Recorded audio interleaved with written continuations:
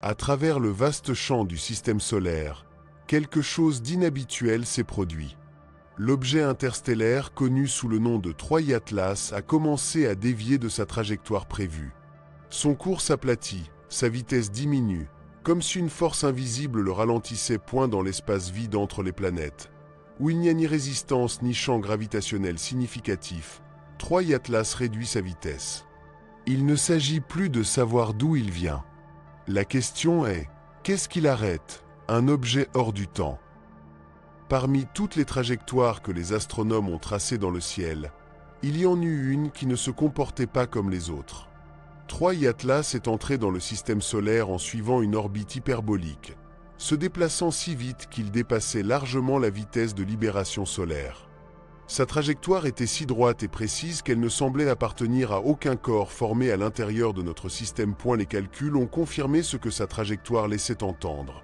Cet objet venait de l'espace interstellaire, peut-être même d'un autre système stellaire ou d'une époque très ancienne. En retraçant sa route en utilisant des coordonnées galactiques, aucune origine claire n'a été trouvée. À la place, il est passé par une zone entre les disques minces et épais de la Voie lactée, une région peu dense, inclinée et silencieuse, où les orbites sont anciennes. Cette solitude ne pouvait signifier qu'une chose. Troï Atlas avait voyagé sans interruption pendant des millions, voire des milliards d'années. Rien ne l'a détourné, rien ne l'a attrapé. Les études de sa composition faites depuis la Terre ont révélé quelque chose de surprenant. Il contient des composés riches en carbone et de la poussière brillante, des matériaux qui auraient dû se dégrader après avoir été exposés au cosmos pendant si longtemps. Mais ils sont toujours là, bien conservés. Cela suggère que Troï Atlas a passé la majeure partie de son existence protégé des radiations intenses, peut-être en errant aux confins glacés d'un système disparu. Cette conservation indique qu'il s'est formé dans un environnement très ancien, avec peu de métaux mais riche en glace pure. Chaque donnée, sa vitesse, sa faible quantité d'éléments lourds, sa chimie intacte pointe vers une origine antérieure à celle même du système solaire. Il est probable qu'il se soit formé quand la galaxie était encore en train de prendre forme. Un fragment de matière primitive, piégé dans la glace et la poussière, voyageant depuis les débuts de l'univers. Pendant un court instant, ce fragment a traversé notre voisinage solaire, reflétant la lumière d'un soleil qui n'a jamais été son foyer. Troï Atlas ne semble pas avoir d'étoiles mères ni suivre l'influence d'aucun champ gravitationnel connu. Ce n'est pas un visiteur avec une destination, mais un survivant du passé galactique. Un corps plus ancien que la Terre, porteur du froid et du silence d'une époque antérieure aux étoiles comme la nôtre. Lorsque les astronomes ont simulé sa trajectoire vers le passé, ils n'ont trouvé aucune connexion avec un système stellaire. Ils ont testé plus de 60 rencontres possibles en utilisant les données du satellite Gaïa, mais aucune n'a présenté une attraction gravitationnelle suffisamment forte pour avoir propulsé Troï Atlas sur sa trajectoire actuelle. Cela suggère quelque chose de troublant. Il n'a été expulsé récemment d'aucun système. Il voyage seul depuis si longtemps que son lieu d'origine n'existe plus sur les cartes stellaires actuelles. Cette conclusion a conduit à une nouvelle idée sur sa provenance. Au-delà des bras spiraux de la galaxie, dans une région de transition entre les disques galactiques, il existe des orbites d'étoiles très anciennes qui ne suivent plus le plan de la Voie lactée. Il est possible que Troï Atlas soit né là-bas, dans un système aujourd'hui éteint, à une époque que l'univers a presque oubliée. Dans une région reculée de la galaxie, il existe un espace oublié par le temps.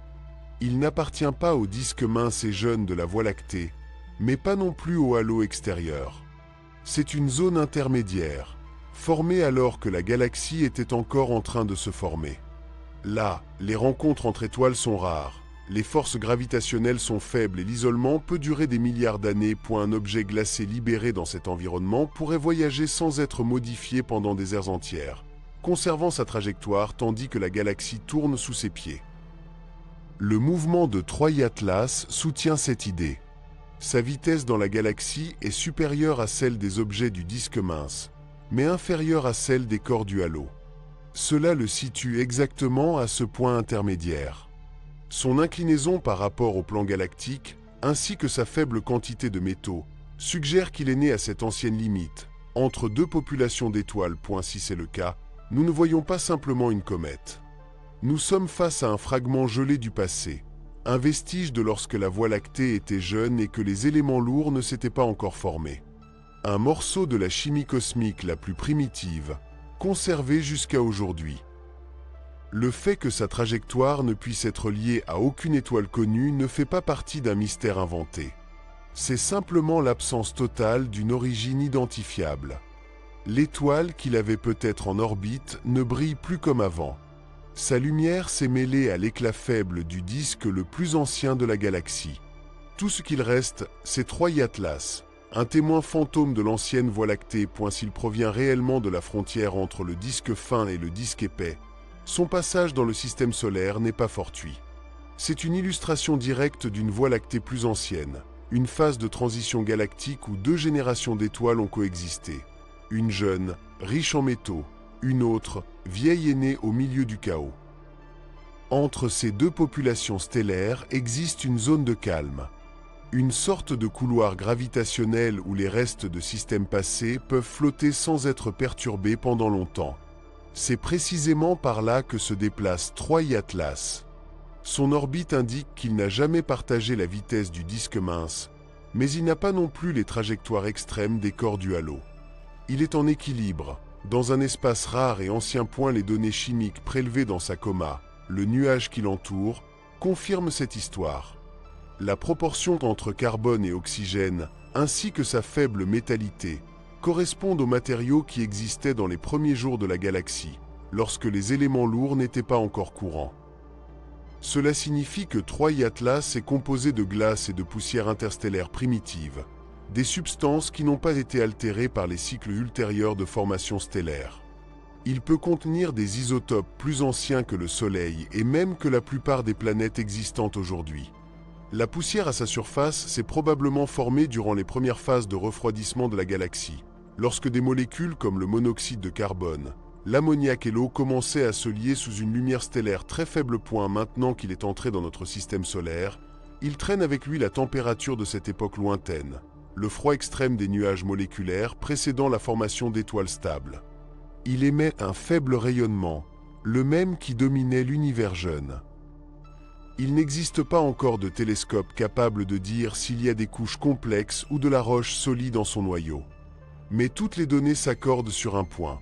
Nous sommes face à quelque chose de très ancien, une relique des débuts de la galaxie. Depuis sa formation, Troy-Atlas n'a pas changé. Il se déplace aujourd'hui comme il le faisait il y a des milliards d'années. C'est un fragment des premiers temps de la galaxie, traversant notre système solaire moderne comme un écho d'une époque antérieure, lorsque la Voie lactée était encore en train de former ses bras spiraux. Lorsque cet objet interstellaire est entré dans les régions internes du système solaire, le télescope spatial James Webb l'observait déjà dans le spectre infrarouge, sur des longueurs d'onde comprises entre 2 et 5 microns. Ce qu'il a découvert était surprenant. Sa coma, le nuage de gaz qui l'entoure, ne présentait pas les motifs habituels de vapeur d'eau, le principal composant de l'activité cométaire classique, mais une forte présence de dioxyde de carbone, CO. Au lieu de l'eau dominant son activité, pour chaque molécule de HO, la comète libérait presque 8 molécules de CO. Cette proportion est complètement opposée à celle des comètes issues du système solaire, où l'eau prédomine toujours. Cette anomalie suggère que Troy-Atlas s'est formé dans un environnement beaucoup plus froid que le disque protoplanétaire qui a donné naissance à la Terre. Dans ses premiers recoins de la galaxie, le rayonnement ultraviolet était faible, la densité stellaire basse et la variété chimique limitée. La glace de CO pouvait se former librement, tandis que d'autres substances comme l'eau ou le méthanol restaient piégées dans des couches internes plus profondes. L'analyse spectrale a révélé encore plus. Bien que les signaux de CO soient intenses, aucune trace de méthane, un autre composé commun dans les comètes actuelles, n'a été détectée.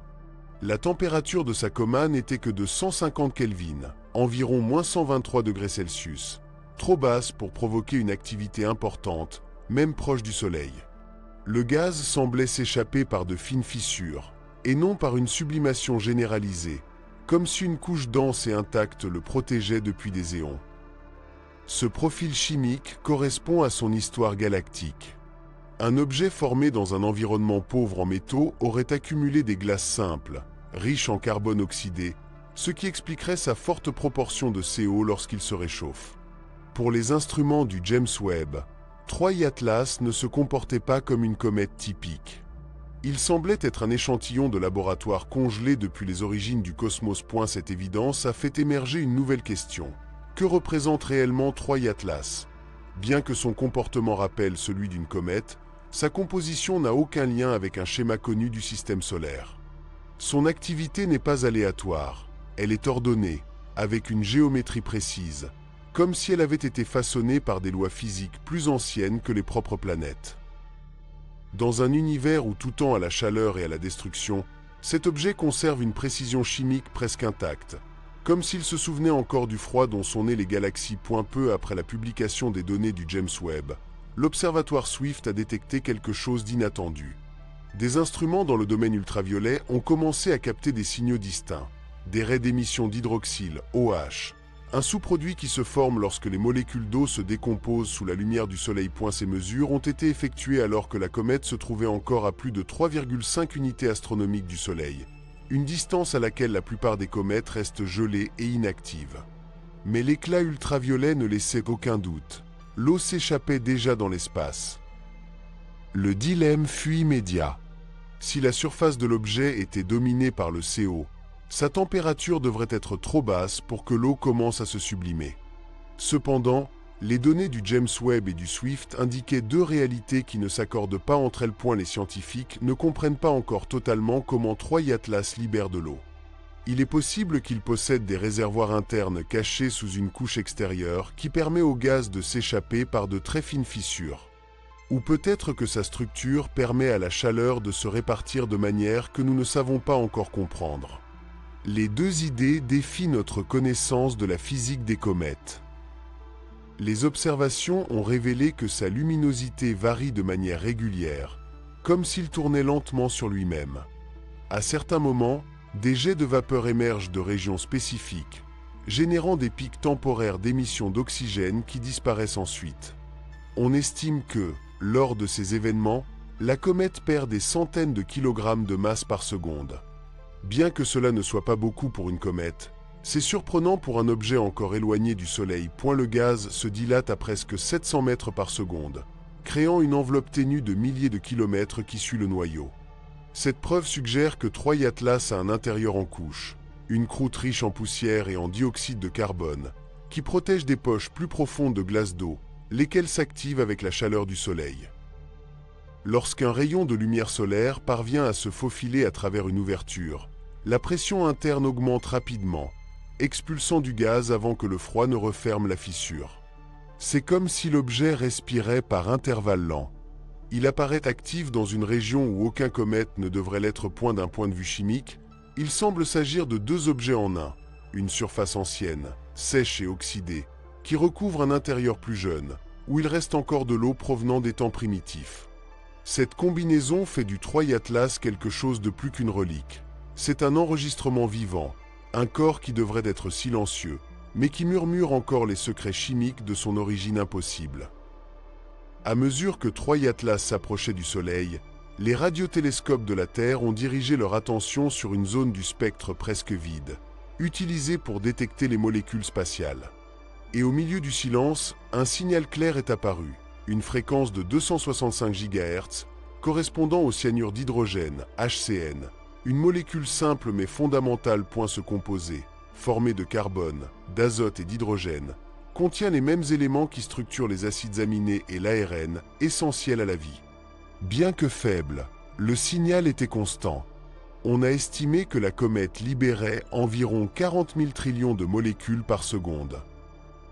Dans une comète normale du système solaire, ce chiffre ne susciterait pas d'attention. Mais dans 3I Atlas, il a une signification profonde. Il montre que la chimie capable de former les bases de la vie peut apparaître même dans les débris glacés entre les étoiles, sans qu'il soit nécessaire d'avoir une planète ni une étoile chaude. Il suffit simplement d'un peu de lumière pour l'activer. En combinant les données infrarouges et radio, on a obtenu une image plus claire de l'intérieur. Sous la croûte de CO, il y a des matériaux volatiles qui, lorsqu'ils sont chauffés, génère de la pression et expulse des gaz par les fissures de la comète, qui s'ouvrent et se ferment avec sa rotation. Chaque respiration libère du cyanure, qui est ensuite décomposé par la lumière ultraviolette, formant des radicaux CN. Ceux-ci produisent une lueur bleu pâle qui s'éloigne de la comète comme une brume douce. Les proportions de cyanure, d'eau et de radicaux CN correspondent à celles des comètes ordinaires, ce qui conduit à une conclusion discrète mais puissante. Dans toute la galaxie, la chimie suit les mêmes règles. La température, la pression et l'énergie de la lumière façonnent les molécules de manière similaire. Qu'elles se trouvent près d'un soleil jeune ou d'une étoile oubliée aux confins de la Voie lactée. Dans les images infrarouges, cette lueur bleutée du cyanure se mêle à la poussière, teignant la queue de la comète d'un ton saphir pâle qui change à chaque rotation de son noyau. Chaque particule qui compose le nuage de gaz et de poussière entourant Troie Atlas a résisté aux tempêtes de radiation et aux collisions cosmiques depuis les premiers jours de la formation stellaire.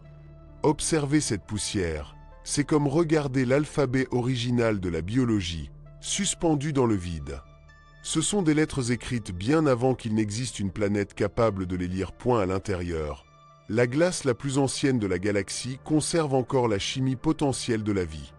Pendant un bref instant, cette relique s'illumine sous le soleil avant de retourner au silence de l'espace interstellaire.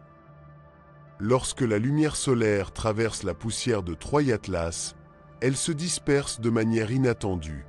Les instruments spécialisés ont détecté un comportement unique dans la façon dont cette lumière est polarisée. Autrement dit, l'angle de vibration de ces ondes après avoir heurté les minuscules particules de la comète était différent de celui prédit par les lois de la physique. Dans des conditions normales, la lumière réfléchie par les comètes montre une légère polarisation négative à certains angles, causée par l'interaction avec des grains de poussière irréguliers de silicate et de carbone. Mais dans Troie Atlas, cette polarisation était plus profonde, plus étroite et dans la direction opposée. Elle a atteint une valeur de moins 2,7%, bien plus élevée que prévu. Ce comportement n'a pas pu être expliqué par les modèles traditionnels. Pour le reproduire, les grains devraient être extrêmement petits, encore plus fins qu'un micron, ou bien posséder une structure creuse à l'intérieur, avec un indice de réfraction différent entre leur noyau et leur couche extérieure. Ce type de poussière ne pourrait se former que dans un environnement très pauvre en métaux, où les particules se condensent lentement sans fondre ni se comprimer. Les données suggèrent quelque chose d'encore plus intrigant, un certain alignement des particules. À différentes longueurs d'onde, un léger changement du plan de polarisation a été observé, comme si les grains allongés tournaient de manière synchronisée sous l'influence d'un champ magnétique, transporté par le plasma émanant de la comète. Si cet alignement est réel, cela signifierait que la poussière de la coma n'est pas un nuage chaotique, mais un milieu dynamique où les particules magnétisées interagissent avec la lumière du soleil, la pression de radiation et les charges électriques. En ce sens, Troie Atlas ne se contente pas de réfléchir la lumière. Il agit comme un capteur, révélant les forces invisibles qui l'entourent à travers les déviations de cette lumière diffusée. À première vue, l'effet est subtil. Le nuage qui entoure la comète semble plus doux, avec une brillance qui varie selon l'angle d'observation, montrant un léger éclat métallique aux extrémités du spectre. Mais dans ces petites variations se cache une empreinte structurelle, la signature d'un matériau plus ancien que le Soleil lui-même, se comportant selon les mêmes lois physiques qui ont façonné les premiers nuages d'étoiles. Chaque photon réfléchi par cette poussière porte des informations sur la taille, la composition et l'orientation des grains. Tout est codé dans des motifs de polarisation si détaillés que même les meilleures images ne peuvent les montrer. C'est à travers ce langage silencieux de la lumière que Troie Atlas nous indique de quoi il est fait et comment les premiers solides de l'univers ont appris à refléter la lumière d'un soleil nouvellement né. Alors que Troie Atlas poursuivait son voyage vers l'intérieur du système solaire, son orbite l'amena à un alignement peu commun avec Mars. Au cours de la première semaine d'octobre 2025, la comète passa très près de la trajectoire orbitale de la planète rouge, une coïncidence qui transforma Mars en un observatoire astronomique naturel. Pour la première fois dans l'histoire, plusieurs sondes spatiales en orbite autour d'une autre planète ont redirigé leurs instruments pour étudier un visiteur interstellaire. La sonde Trace-Gas Orbité, qui survole Mars à haute altitude, a capté des données en ultraviolet et en infrarouge tandis que la comète traversait le ciel de l'aube martienne. Dans ces capteurs, 3i Atlas apparaissait comme un noyau dense, enveloppé d'une fine atmosphère de gaz. Sa coma, le nuage qui l'entoure, s'étendait sur environ 15 000 km, révélant une intense activité d'émission de gaz. Cependant, les proportions des composés observés ne correspondaient pas à celles des comètes connues du système solaire, point le dioxyde de carbone dominait le spectre. Mais des traces d'eau et de cyanure d'hydrogène étaient également présentes, confirmant que la chimie étrange observée depuis la Terre continuait de se manifester même dans l'espace profond. Depuis une autre orbite martienne, la mission Mars Express a utilisé son spectromètre pour cartographier la distribution de la poussière autour du noyau de la comète. Les motifs de diffusion de la lumière indiquaient que la taille des particules dans la chevelure était étonnamment uniforme, ce qui suggère une activité soutenue et modérée, avec des jets de gaz constants plutôt que des explosions violentes. Les images montraient toujours la même structure. Une queue étroite s'étendant dans la direction opposée au Soleil, légèrement courbée par le vent solaire, presque symétrique. Un agencement plus propre à un équilibre physique qu'à une usure par érosion. Un détail subtil a ajouté encore plus de valeur à ces observations. L'atmosphère mince de Mars a agi comme un filtre naturel, réduisant l'éclat du Soleil et permettant de mesurer des signaux faibles qui seraient impossibles à détecter depuis la Terre. À travers ce ciel translucide, la lumière de la comète se percevait avec une légère teinte bleue, produite par l'émission de radicaux CN, mélangée à la couleur rougeâtre du faible poussière martienne. Pendant un bref instant, deux mondes, l'un glacé, ancien et venu d'au-delà des étoiles, l'autre aride, témoin de son propre passé, partagèrent la même lumière solaire réfléchie. Peu après, la comète s'éloigna à nouveau, s'éloignant du plan orbital de Mars et disparaissant dans le ciel profond, au-delà de la portée des capteurs, jusqu'à ce que son noyau se confonde avec les étoiles de fond-point, mais les données restèrent. Un enregistrement planétaire d'un objet qui n'appartient à aucune planète, collecté par des machines conçues pour des missions totalement différentes. La rencontre avec Mars transforma 3i Atlas. Il cessa d'être un objectif lointain pour devenir une présence réelle, observée non depuis la Terre, mais depuis l'horizon d'un autre monde.